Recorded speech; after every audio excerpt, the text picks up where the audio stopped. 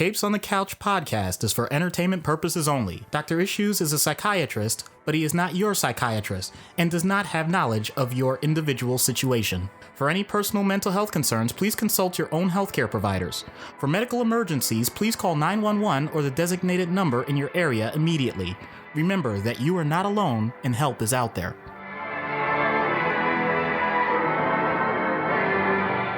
Hello and welcome to Capes on the Couch, where comics get counseling. I'm Anthony Sitko. And I'm Dr. Issues. This is issue number 73, Yorick Brown, requested by Matt.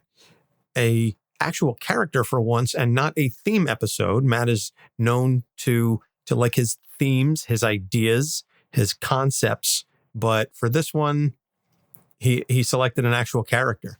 And yet the character that he selected has a major theme attached to it. Yeah.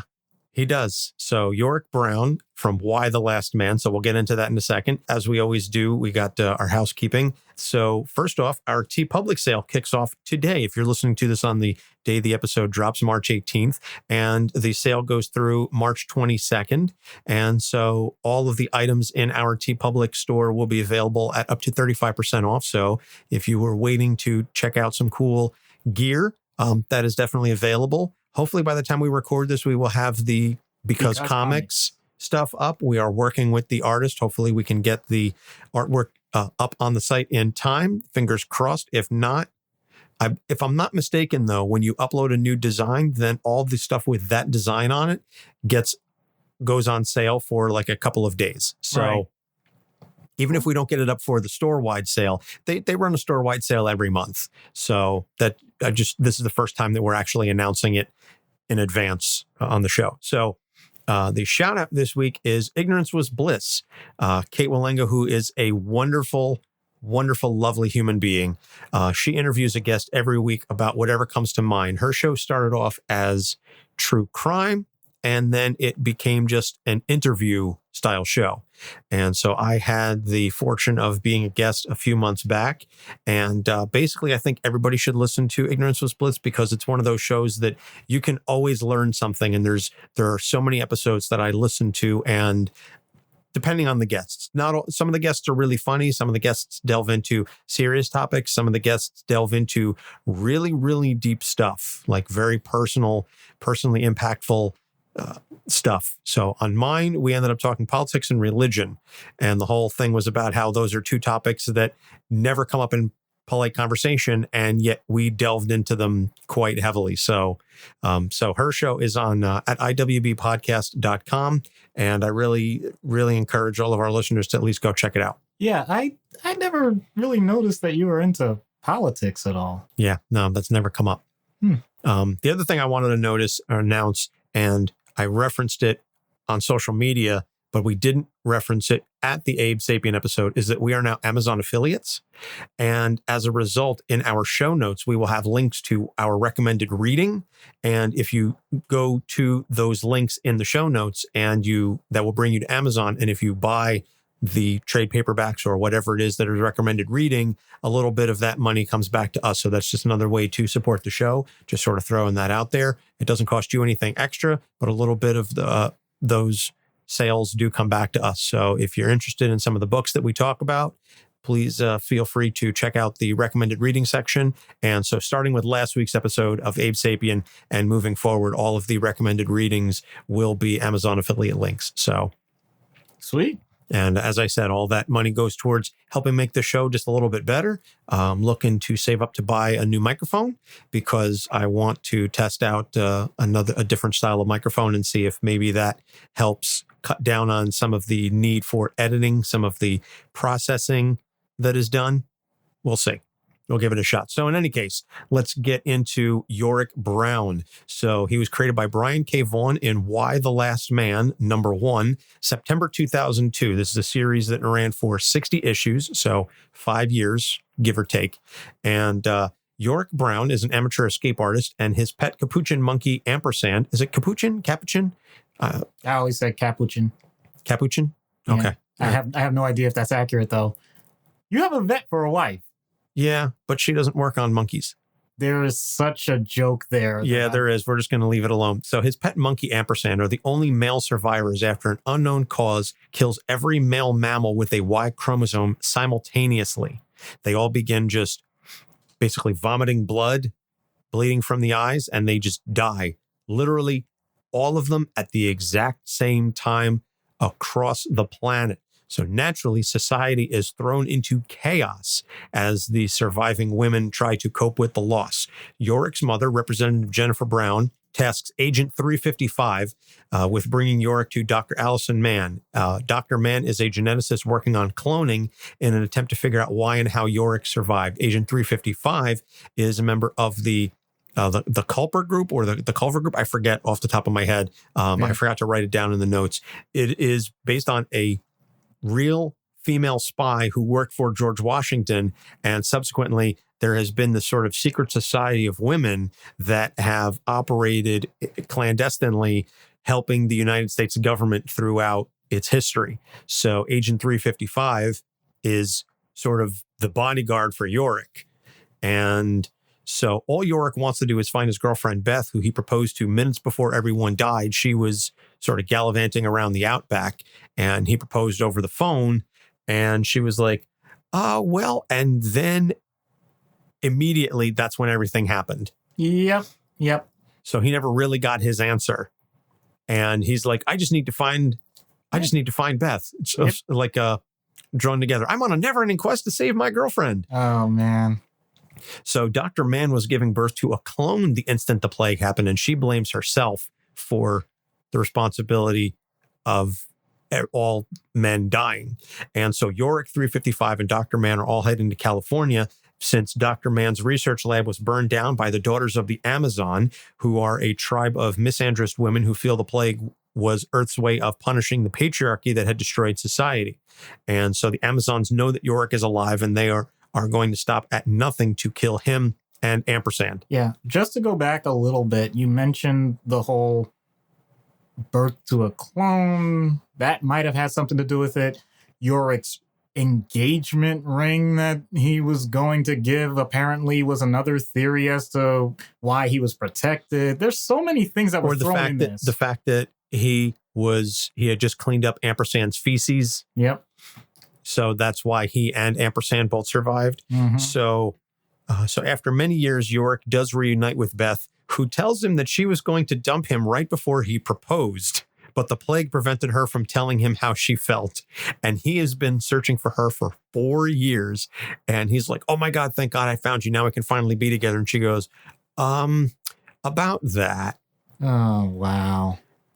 So awkward. Yep. So after this happens, Yorick realizes that he's in love with 355. But right after she confesses her love for him, she's killed by Alter, who is an Israeli commando on the hunt for Yorick. So Yorick then ends up marrying Beth 2. That's what she's known as in the book. She doesn't have a last name. She's just Beth 2. She is a flight attendant, and she gives birth to a daughter, Beth Jr. Yeah. Beth Jr. later becomes the president of France. So Dr. Mann eventually learns how to clone humans successfully, including Yorick, who grows old, and then he gets institutionalized after a joke is interpreted as a suicide attempt. And so the last thing we see is him at 85 years old breaking out of the institution after being visited by one of his young clones. The only thing I have to say about that is I actually had a patient on the inpatient unit that said the only reason he's there is because he told a bad joke and his doctor thought he was suicidal. So these things do happen. Mind you, there was a lot of other information and we did get collateral to indicate, no, you really were suicidal. You're just downplaying it now. But, circumstances. So it's a really interesting read. It's just one of those high concept stories that, it's literally described as, what if every man in the world dies except one? Right. So let's dive into the issues. The first thing is survivor's guilt. Yorick has survivor's guilt like a mother. You mean like a father? I know what you were saying, but So he feels very guilty over the fact that he is the only man left, and it sort of ends up as almost like a death wish very early on. He's like, who am I? What makes me so special to survive when everyone else died? Like, I shouldn't be here, so you can go ahead and just kill me.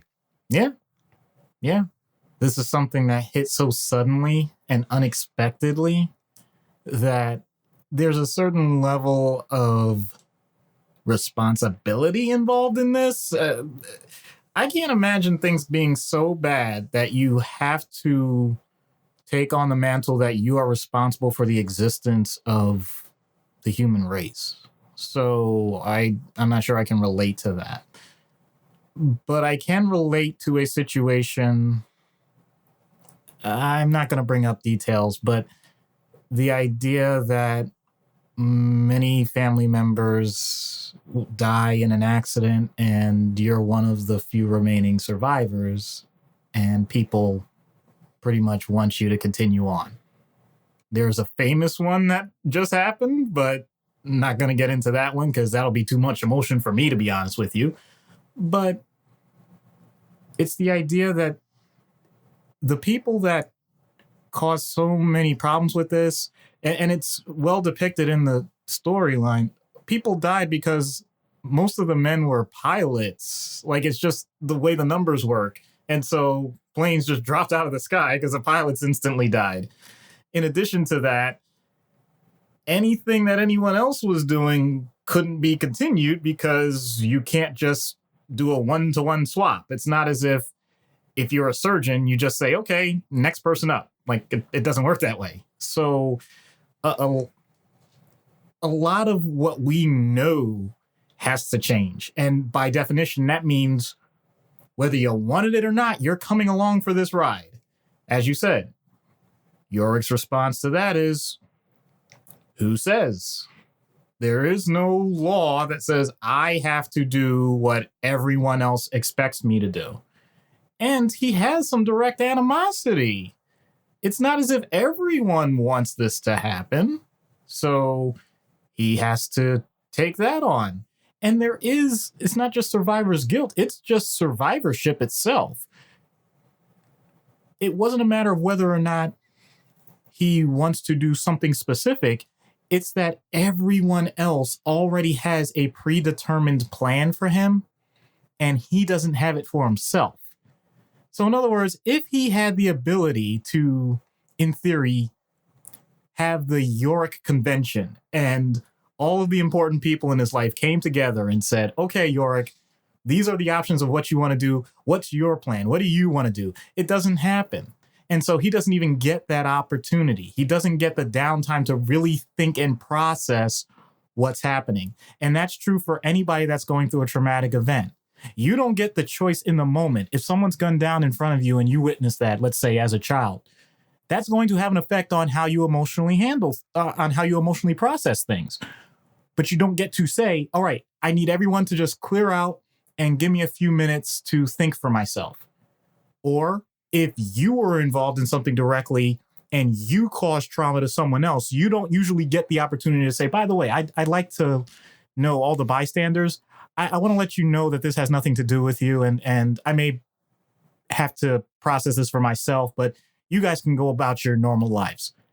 There's no rational thought behind trauma. There's no rational thought behind the loss itself. There is after the fact, but not in the moment. And yet, so far, all the information we get indicates that would be the best time that someone could do it. But this is a complete lack of availability. You don't get to pick and choose who the people are that survive something. So you don't have support. You don't have your own natural resources usually because you didn't think ahead of time. Let me build up certain things just in case a trauma happens. That's not how we go through life. And even if you make what would be a quote unquote good decision or bad decision, you don't get the feedback other than people being pissed off at you. It's either anger or silence. Hate to say it that way, but that's the way I've commonly seen it. So I think we're striking out here 0 for 3. in terms of what would actually benefit someone like Yorick in a situation like that. I know that he has his mom. I know that he has people that are trying to help him survive, but they're not doing it in a way that's conducive to him emotionally. Their point is, you need to stay alive for the sake of our existence. His point is, I just want to emotionally feel better about all of this, and I can't do it. So there's a complete disconnect. Just a few observations about something that, quite honestly, would totally screw me up. And I think screw up just about anybody that were in that circumstance. Oh, absolutely. Absolutely. I don't think there's any indication, at least from my perspective, again, as a non-professional, that Yorick handles this in an unrealistic manner. I think his reactions to everything are completely appropriate.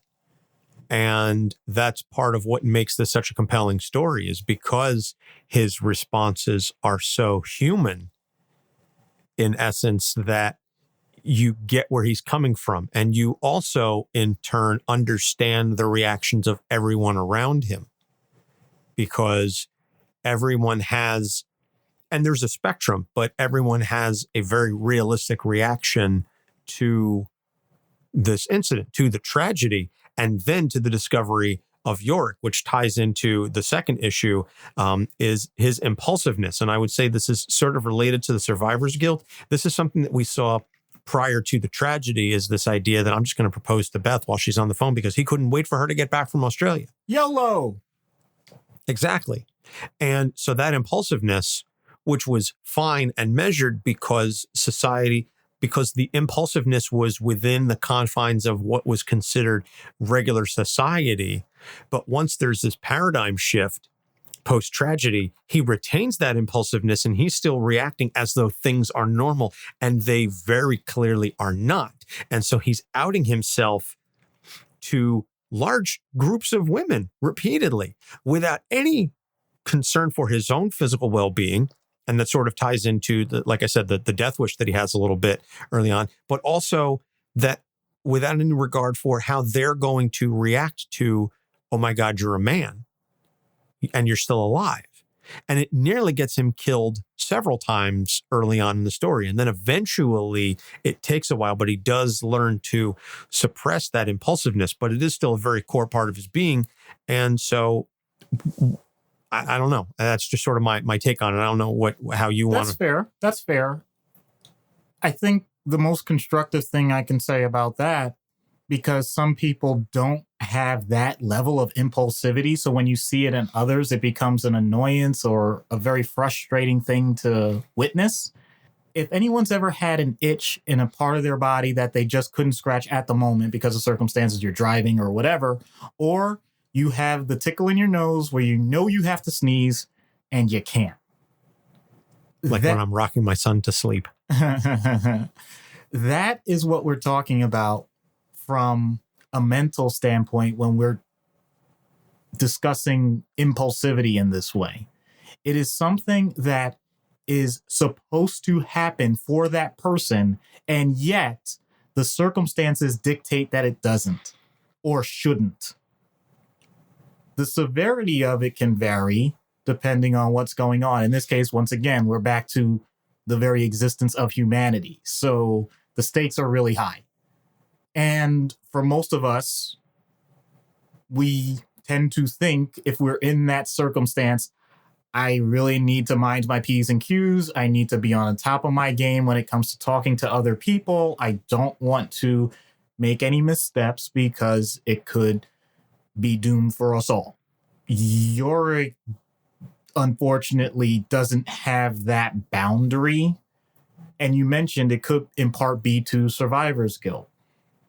Well, if you think that things are doomed anyway, then you don't consider it to be an increased risk. You consider the risk at this point to be totally stratified evenly, and anything that you do is random chance. So from that standpoint, you're not taking any extra precautions because it's a waste of energy. All you want at this point is to get your side out if it's a discussion, or all you want let's put it in a positive light. If you want to help someone that's in danger, as long as you make the effort to help that person, it doesn't matter what happens to you. That's not how everyone else may see it, but at least because there's a positive to the impulse, you can justify it to everyone else without even wondering why they have a different emotional attachment to it. So it's well established that Yorick has that already when things are, as you said, in the typical confines of society. But I also would like to say that I see this in a severe situation with people in emergency room settings or hospital settings, depending on what their underlying diagnosis is. It could be a matter of bipolar disorder. It could be a matter of intermittent explosive disorder. It could be under the influence of substances. But whatever the case may be, quote unquote, that filter is gone. And the amount of energy, the amount of effort from multiple people to rein this person in so that they don't get themselves punched in the face by talking to another person who's going through a huge event in their life and are just looking for help, but are getting angry at this person for butting in, or for a person not recognizing that other people around them are doing something important and interrupting it could actually have negative consequences. That as well. These are just basic examples, but unfortunately, it's not just the impulse that may affect the person that's doing it. It's the fact that it can impact other people just as negatively, and we are left picking up the pieces. So this can be a huge problem if it's not addressed. And usually we have to find what the underlying circumstances are that lead a person to act that way. So with someone like Yorick, we got the initial trauma. We got that. But it was clear it was before that. So then the question is, what type of pattern of relationships as well as experiences and potential underlying psychological and psychiatric diagnoses are there that would lead to that level of impulsivity on a consistent basis? And once we figure that out, then we start arranging a plan to rein it in. All right. I'm sure you can discuss that a little bit more when we get into the in-universe treatment section in a little while. The next thing, the last thing, I suppose, although I had something that sort of came up organically, so I'm not sure if I want to go with the one that I wrote down or the one that came up organically, but it's this notion, I guess we'll touch on it briefly, this notion of responsibility that is foisted upon Yorick by so many people. The notion of responsibility of you are the last man on earth, literally, until we meet Dr. Mann's father, spoiler alert, who is still somehow alive and was the doctor who worked with Yorick. Ampersand. But you are the last man on earth. We need your help to help figure out how to fix this, how to repopulate the earth, how to do so many things. We've spoken on a number of occasions about this responsibility and characters that have powers thrust upon them and responsibility foisted upon them that they did not ask for. But this isn't even power. This is just you're you. The fact that you exist. Exactly. There's nothing inherently, quote unquote, special about him other than just his mere existence and the Y chromosome.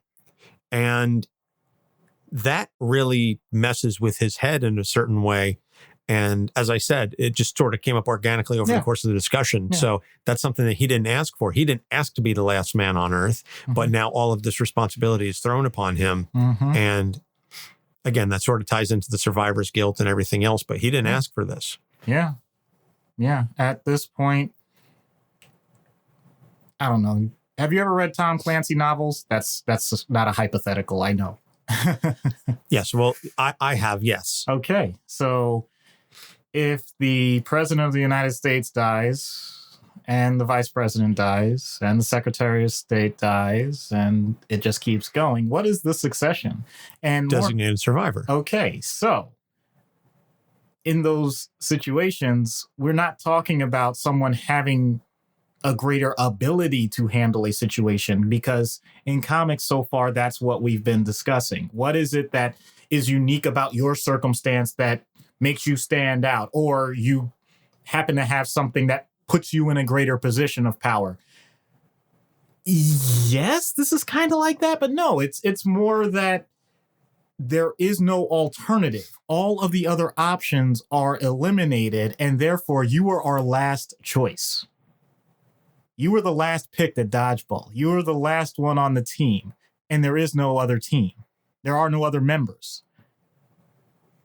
That's going to have, in my opinion, a bit of the opposite effect, because some people might actually be a little bolstered by that to say, doggone it, I never thought I'd get a chance to be off the bench, and now I'm the star. But Yorick, obviously, that's really not the way he took it. He took it exactly how I think, and I may be wrong, I think the majority of people would take it. It was obvious that most people saw that I wasn't supposed to be in this type of circumstances in life if things go according to plan. And now I'm in a spot that I should not be in. Almost like it's an injustice. I definitely did not need this right now. I did not need this in my life. And my agency, my ability to say no, I know we hinted at it with the survivor's guilt, but we can really get into it here. My ability to say no is completely eliminated. Because if I say no, every other person is going to automatically overrule me. So I end up being important, but I'm not powerful.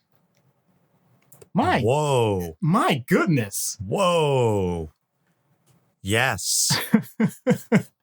Yeah, you see what I'm saying? Like you're the center of attention. You're the number one focus. But you don't get a choice. You can be the star right then and there.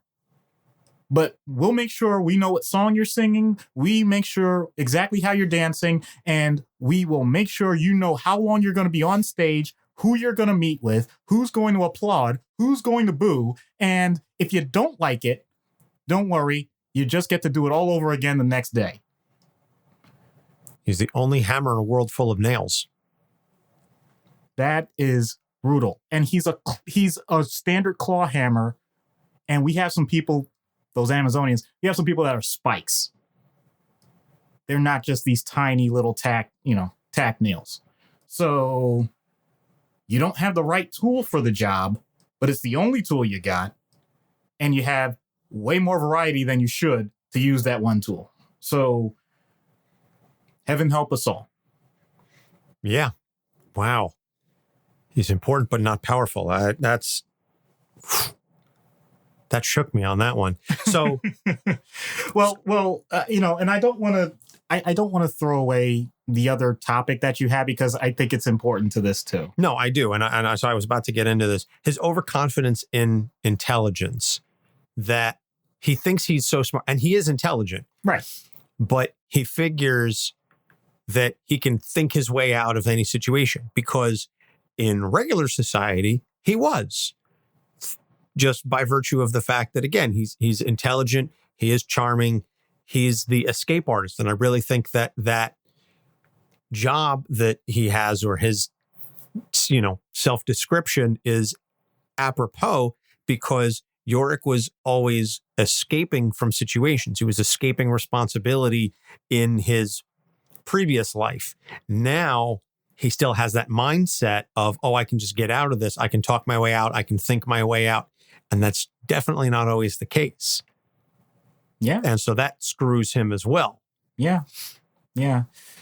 I know we've had many discussions about narcissists, but also the people that are cocky, but they can back it up. So that's fine. But I think this is different than the intellectualization that we have talked about before. I think this is a situation where someone actually decides, in a dire need, to go with a strength. It is a strength of his, but it's not the overwhelming strength that you would expect in that circumstance. It would be like me saying, I am a tall, thin black man with long arms and fingers, and I love basketball. I'm Michael Jordan. If anybody see me play basketball, they know I'm not Michael Jordan, okay? I'm saying that... You're not even Scottie Pippen. I wish I were Scottie Pippen. You're not even Horace Grant. I wish I were Horace Grant, B.J. Armstrong. Wow. Okay. I mean, seriously, I would take Bill Cartwright even. That's fine. They all got rings, man, and money. Anywho, to get back to the real point, I think that's a stress response to the circumstance. He went with what he considered to be the best weapon in his arsenal. And he comes to learn eventually that it's not as strong as he thinks it is. But interestingly, he does it with a level of confidence that the other people that he's around, unless they really know him, still play off it a little bit. They give credence to the idea that sometimes he has some points that may make sense, but dude, you're not introducing all sorts of new stuff to people that have never heard it before. I'm going to bring up the term, and spoiler alert, it does come up in the skit a little bit, but not that much. I think there is an underlying tone to the way he discusses things with mansplaining, if anyone knows what that means. The idea that you're literally about to mansplain. I love it. I love it. I love this. The idea that you have to put yourself on a certain pedestal compared to the people you're talking to. And for some reason, the tone that you take happens to play in, especially when it comes to the opposite gender. And yes, you have two men talking about this situation right now. So maybe this entire podcast has been nothing but mansplaining all of psychiatry in comics. I hope that's not the case. I really don't want it to be that. And I'd like to think that I would be cognizant enough of it, but I'll also recognize that might be a blind spot for me. I don't know.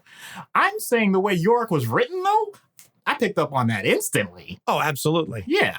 Yeah. And it's funny because this was written in the early 2000s before mansplaining really became acknowledged or was a term. I think the idea of I'm a man, therefore I'm going to explain things to you, that's been around because that's patriarchy. Yeah. But the idea that it was given a name didn't really start to happen until the mid 2010s. Right. So I think if this book were rebooted now or revamped now, there would definitely be this notion of mansplaining being thrown back at Yorick. And I'm sure that in the TV series that is coming eventually, possibly at some point, that's one of the reasons why Matt picked this, is because they're working on this. Why the Last Man has been attempted to be adapted for at least like a decade. But I'm sure that in whatever version the FX network eventually gets off the ground, that mansplaining should be a thing, because it is definitely a very integral part of who Yorick is as a character. Yeah. And in terms of what does he do with it, I think he leans into it. He points out that if there's no one else that's going to do it, he has to pick up that mantle. So, yeah, that mantle. Oh, wow. All right. I would say, by the way, it just occurred to me, I don't think we're that mansplainy of a podcast because, and this is going to sound horribly mannish as it is, but I don't think we're that bad because half of our present level patrons are women and we've got a good chunk of female audience. So I think if we were really that mansplainy, it would turn them off. So yeah. I think the fact that we have a good core female support group, that indicates that at least to the extent that we do mansplain stuff, and I'm sure at some point we have, but I think we're very cognizant of it, and we try to avoid coming across as explaining things as a man is different than I'm a man, therefore I'm going to explain this to you. Mm-hmm. That's mansplaining. Mm-hmm. That's the idea that you're a woman, even if you're an expert, but because I'm a man, I know better than you. Mm-hmm. That's mansplaining, and I don't think we do that. So I hope not. Because I think it also... And if we do, please call us out on it. I think it also implies that we're the last word. And in this case, he has a reason why he would think he's the last word in any topic. So maybe that plays into it as well. But even in this current episode, there have been plenty of times where I say, okay, this is my potential thought on this, but I don't know if that's all inclusive of what this topic is. And that, I think, is much more mature and much more appropriate to a circumstance, rather than just dismissing the idea that other people, regardless of what their circumstances are, can't also have valid judgments that are different than mine or yours. So, yeah, true. I agree that I don't think we mansplain, but I also think it's important once in a while that we check ourselves. And so before far, we wreck ourselves. Yeah. Yes. Of course. Absolutely. Mm-hmm. So we're going to take a break. When we come back, we'll get into treatment. Stay tuned. We'll be right back. Hey, Andrew. Hey, Maddie. Do you like horror movies? I sure do. Well, did you know that most horror movies are inspired by real-life horror? Really? Like what? Well, take The Shining, for instance. That's based on Stephen King's real-life addictions, or The Purge, which could be our country any minute now. Oh, and The Strangers, which is based on a real-life murder. People should be talking about these things. Hey, guys. Oh, hey, Producer Michael. Hi. Well, I hate to break it to you, but somebody already is. It's you. That's right. We are Friday the 13th, the podcast where we talk about horror in real life and horror in media, all from an LGBTQ perspective. Because we gay, y'all. We are proud members of the Legion Podcast Network, and we can be found on iTunes, SoundCloud, Stitcher, or wherever your favorite podcasts are found. And follow us on Facebook, Twitter, and Instagram. Come along with us on this crazy journey, and as always, Get slayed. Greetings and salutations. This is Cage's Kiss, the ultimate Cage cast, where we discuss the movies and life of the national treasure, Nick Cage. There are three of us here, and I can't help but notice that none of us are Nicolas Cage. Did nobody call him? What? A Cage cast with no Nick Cage? No, instead of being Nicolas Cage, we're three Nicolas Cage experts, which is the next best thing. I don't think we should admit to being experts. Too late. We are not experts at anything. We are not life coaches, and we are not in any way, shape, or form qualified to give you suggestions on life choices. But Nick Cage is, and he's made hundreds of life choices. Seriously, I cannot stress enough just how much you should not take our advice. But we're experts. No, seriously, we're not experts. Yes, but we will be reviewing his first acting gig as Nicholas Coppola, Best of Times, which features a young and very precious Crispin Glover. And his work in Fast Times at Ridgemont High. And his work in My Nightmares. We're experts. Hello, I'm Chris Claremont. You're listening to Capes on the Couch. And we're back. So we're going to try not to spoil too much of the skit, but in-universe treatment is unlike any situation we've encountered before, because just by virtue of you speaking to Yorick, you have blown his mind. Right. And again, mild spoilers for the skit, but we sort of lean into that heavily. But yeah, to the extent possible, is there any real treatment for these issues in universe? So in universe, I think we're almost doing a support group of two. It's more like get out what it is that is on your mind that's really ticking you off or scaring you or making you sad, and we go back and forth processing it. Yeah, so basically it's what Anthony and I do maybe once a month with each other. You're not wrong. Right. So I don't have anything particular to say other than I think I would try and incorporate Ampersand a little bit, because companionship outside of humanity is something that we are coming to realize is not just an aside. It's not just an accessory to life. It can be incredibly vital. I think it's being mismanaged once in a while when it comes to people having these therapy pets that are clearly not appropriate as therapy pets. But What do you mean? I can't bring my emotional support peacock on an airplane. hey. Really? Really? The point, though, that he has a support monkey that may or may not be critical to the fact that he's alive is valuable. And I would almost try and foster a way for that bond to improve to the point that he doesn't necessarily need me as a therapist. I'm a part of his survival, let alone being a counselor or therapist. So my role all of a sudden is magnified in a way that, to be honest with you, it probably shouldn't be. So I'll admit, personality-wise, I don't know how I would handle that. Hint, Skit is real in terms of my reactions.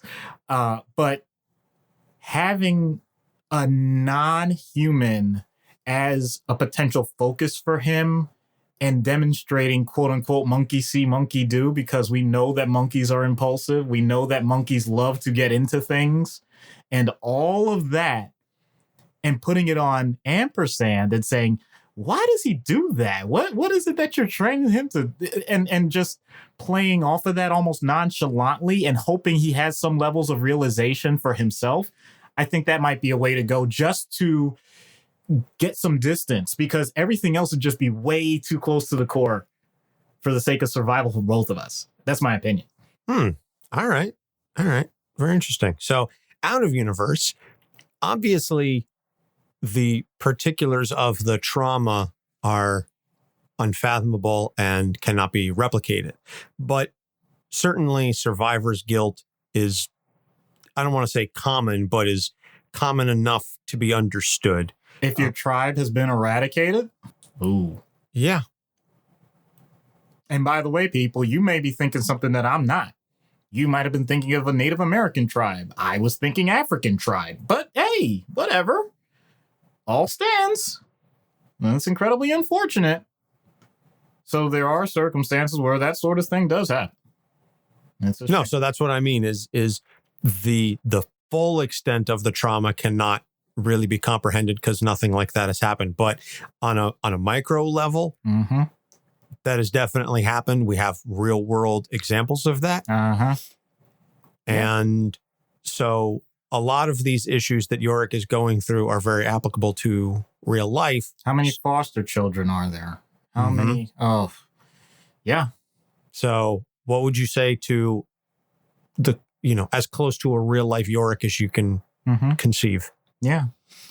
I think the first thing is unpacking some of the things that weren't able to happen because it was sudden. If we're going to make a comparison, I would say that's the biggest issue, not just the fact that the trauma happened, because trauma can happen slowly, trauma can happen quickly. What we're talking about is the quick, sudden, unexpected, and unplanned for events that can damage someone's life.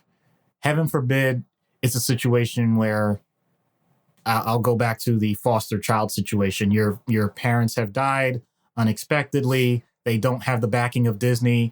They don't get the story that everyone wants that lives happily ever after. So from that standpoint, you now have no emotional support. You have no financial support other than the state itself.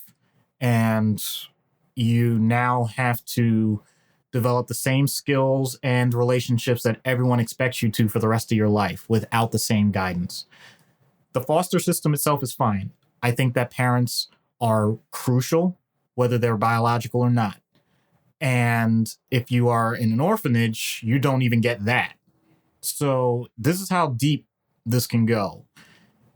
In those circumstances, the first thing that you have to do, regardless of age, to be honest with you, I'm talking child, adolescent, and even young adult, is to recognize that your role may very well be taken in a different way than you anticipated. You may be that surrogate father figure or mother figure that person hasn't had in their life at all.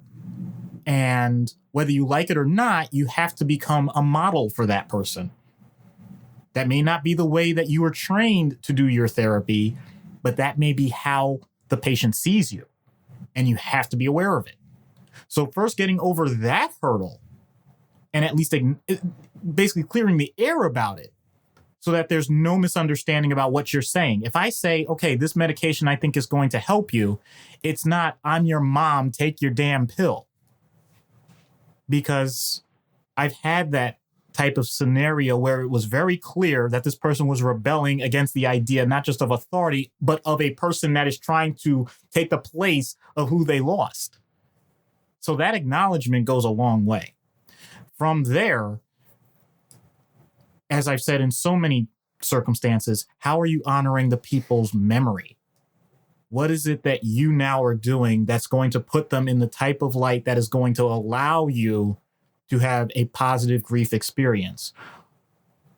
Or the unfortunate circumstance where this person has that split role where they were your provider of food, shelter, etc., but may not have been a person that you were personally getting along with. They may have been, dare I say, abusive or just irritable and not really clicking with you personality-wise. That does happen in families. So either way, if it's a conflict or if it was a great relationship, either way, the point is, if you can shift it so that you're able to focus on more of the positive things than the negative, then it'll allow you to progress in your emotional development as you get older. Because often, as we've said, with these types of traumas, you don't get the opportunity to pick and choose who and when and all of that. So you may have just dropped all of this and not wanted to talk about it, and you just compartmentalized it, and from there, all that repression, and yet you still have the same core responses. Could be from PTSD, could be from depression, whatever it is, you never once addressed it. Medication can help.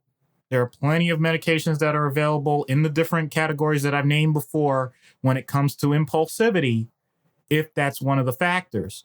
But besides that, if that person never even comes close to acknowledging what really got this whole thing in motion, then there's always going to be that nagging feeling that something is not right.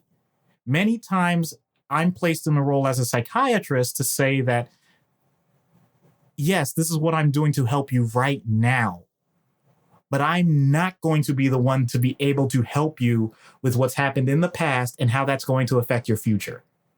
And that really throws some people off because they're saying like, well, I'm expecting you to fix everything. And my point is, I want to fix everything, but I know it's got to be unpacked in a certain sequential fashion. That's how I look at it. But to get that person to acknowledge that that's even a possibility, I'm just going to go ahead and throw this out there. I had a patient who pretty much was just known as a jerk on the unit. I'm not mincing words about that. Okay. He did not get along with anybody, very irritable, highly impulsive. And on a day where I saw more patients than I had in the past week, I spent an hour with him just listening to all of the people that he saw die in his life and the horrors that he saw when he was in jail. I don't know if they were being accurate or embellished, but either way, the point is, this man's mind has gone to this place, and this is how he's learned to process reality, that the world is harsh, painful, and that if you don't act first, people are going to act against you, and he has nothing. And just the fact that I was willing to acknowledge that, he told me things that he said that he hadn't told people in years. And just the fact that he did that, out of nowhere, I had a nurse tell me that he's actually taking medication for the first time. So just the act of listening to someone that's gone through something like that really can make a difference. Who knew? Wow. I did not see this going that way when we started this discussion, but that's the beauty of the show, is that things get uncovered. But to answer your question, I do think it is known, or at least understood, that if you give people the opportunity to speak and to be real with their feelings and actually express things, that you will unlock the good side of things. That if you acknowledge that things can be bad, that you give them the hope that things can get better. But if you don't give them that opportunity, then they never get to make that decision. So that is amazing. Amazing. Thank you for sharing that story. Appreciate it. Yeah, with all identifying information taken away. Yeah, absolutely. Absolutely. So, all right. Well, we're going to see what happens when we get Yorick Brown on Dr. Issues' couch. Hello, Yorick. I'm Dr. Issues. Holy shit. How are you here? What? You're a man. How did you survive? Not really sure. I'm just here, as are you. I mean, like, Jesus Christ. I didn't think anybody else made it, like, other than me and Ampersand here. Well, then, what can I do for you? Hold on. High five. What? Come on. I know it's weird, but high five. Okay. Oh, thanks. I hadn't done that in so long. I hadn't touched him. Not like touched a man like in that way, but it's just, Okay. You know what I mean? Honestly, I really... I'm like, how can you be so calm? Like, do you know how important this is? No offense, but I'm not comfortable with this situation right now unless you take it down a notch. You're at a 10. I need you at maybe a 7. I can give you like an 8 because my mind is really fucking blown right here. Oh, okay, deal. So, what can I do for you? Tell me, how did you survive without being killed? Well, if I knew that, we'd all be in a better situation. So, no dice. All right, look, let's get past the novelty and let me figure out how to help you, okay? No, that. You're thinking too small. You need to help everyone. I mean, they are all nuts out there. Like, so many women want me dead. Others think I'm a freak. So many of them just want my dick. My ex-fiance wanted to get rid of me anyway. The ones that really only care, they only need me for science, and none of them have a clue what they're doing. Whoa, that's a bit harsh, don't you think? Dude, mankind literally gets slapped out of existence, and I'm being harsh? I get what you're saying. I mean, this is unprecedented. They're going to come after you and I. I mean, you know how many women want to use me to repopulate the human race? Even if I wanted to, I can't that many women. Look, I just want to be with Beth. But wait, who's Beth? She my fiance. I mean, or she was right before all this kind of went to shit. She's somewhere in Australia. At least that's where she was last I heard. Wow, that's unfortunate. You're telling me. It's not exactly like I can just get on a plane or a boat and travel there. I mean, I'm way too exposed as it is. I had to cover up just to get here. So I'm still confused. What is it that you need me to help you with? Okay, first, you have to help me wrap my head around all of this shit. And then we need to get helping to some of the women out there, okay? I mean, you can trust my mom. She's pretty level-headed. So, I mean, she's a congresswoman and she can help you sort of amplify your message. Whoa. I'm not sure that's going the way you think it will. I mean, I'm willing to help you cope with your situation, but that, mass messaging and all that's not really my skill set. Are you kidding me? You talk to people for a living. That's all you do. That's your job. How is that not in your skill set? Wow. Have you ever heard the term mansplaining? I wish. Does it knock sense into loons? Can you stop using pejorative language? See, that's the kind of rational advice that we need to be heard. We need to show them that men are not meatheads. Oh my God, Yorick, focus with me here. You keep trying to recruit me. I'm on one side in this whole world. Mine. Okay, I want to help you, and you can take that ball and run with it from there. If a woman has a psychiatric ailment, I'll help as many as I can. You kind of don't get that choice. I beg your pardon? No, I mean, we're marked. We found the problem. Die, oppressor scum. I didn't do anything. You exist. That's all that matters. Told you so. Wow, there are so many words I could say about... I bet you wish you had a female representative right now, huh? Shut up! Wow, I never thought I'd hear a woman say that to me. Yeah, good one. Any last words, patriarchal bastard? Tell my wife and daughter I love them? You don't know love. You only know oppression and rape. And you? Want to see a magic trick? What? Watch me disappear, bitch. Where did he go? Come back here, you chauvinistic animal. So he just left you. Yeah, but I gotta admit, I probably should have taken up his advice. Ironically, I thought he was being a jerk, but no, he was just trying to make sure we survived. Yeah. How well did that work out for you? So thank you, Matt. This is a fun one. So we're going to include the recommended reading for the trade paperback versions of Why the Last Man, the collected editions, what have you, 60 issues. So you can read it, in a couple of hours. You can blow through the entire series.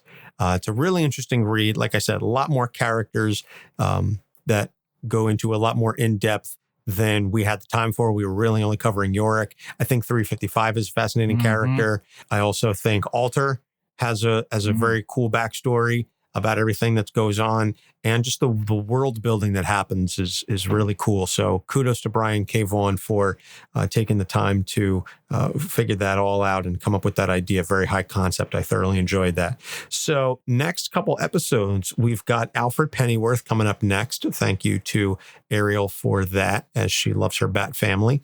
And then, as we announced last time, the 75th episode is coming up, and we're going to be doing Capes in Court. And so the whole idea of how to do estate planning in a world in which death is not permanent. So I'm continuing to do my legal research on that. And since I may or may not have more time on my hands due to all this coronavirus stuff, and I'm certainly getting contacted by folks asking a lot more questions about estate planning. So if nothing else, there's that boon. And then so after that, we are covering Kamala Khan because Ruby has requested that. And then we've got some more cool episodes coming up. We'll be doing Black Widow right around the time of the movie. And so for our patrons, we will be recording the Lock and Key episodes very soon. So that trade paperback review will be happening shortly. And if you want to get in on that, you can go to patreon.com/Capes on the Couch, and you can subscribe and support the show. You can find us on social media wherever at Capes on the Couch. You can email us with your questions, concerns, what have you, capesonthecouch@gmail.com. And as we've said, if you listen to us on a platform that allows you to leave a rating like Podchaser or Stitcher or Apple Podcasts, and you leave us a review, send us a screen cap of that review, we'll send you a sticker as long as you email us your address at capesonthecouch@gmail.com. So I've been sending out a bunch of stickers. In fact, I actually have to reach out to TeePublic to order some more because we are starting to run out because we've been inundated with so many positive reviews. So thank you to all of our fans for your awesome support. And as we said, with the coronavirus and everything, please stay safe. Follow the directions of the health officials. Make sure you wash your hands. Make sure you maintain your distance, and just sort of hang out at home and listen to podcasts. Yeah. If this is your first episode, then hang out at home and just binge the last 70 plus episodes. Yep. Because remember, if we don't get an outbreak like this under control, then we may end up with a lot less of the human race, and we see how that turns out. Yeah, exactly. So we don't want that to happen. So please, in all seriousness, stay safe, take all the necessary precautions, because even if you are young and healthy, there are plenty of immunocompromised people out there. There are plenty of elderly and people with pre-existing conditions. And in the United States, we don't have the healthcare system to be able to take care of those folks. And that's a rant for another time.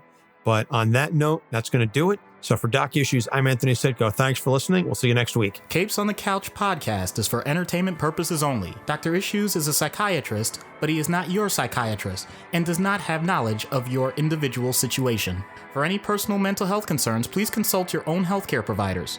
For medical emergencies, please call 911 or the designated number in your area immediately. Remember that you are not alone and help is out there.